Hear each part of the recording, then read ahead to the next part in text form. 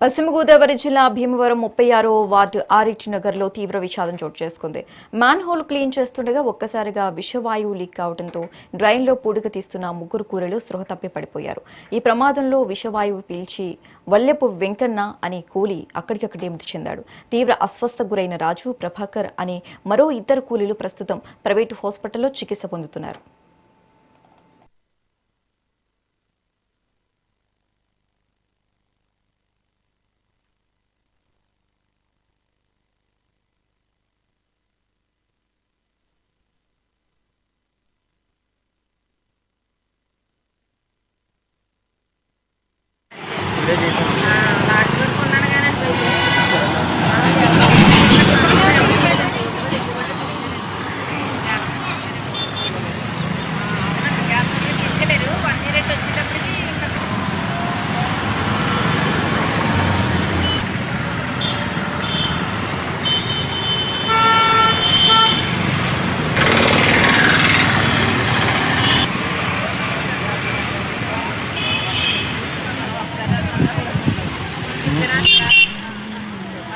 Matar.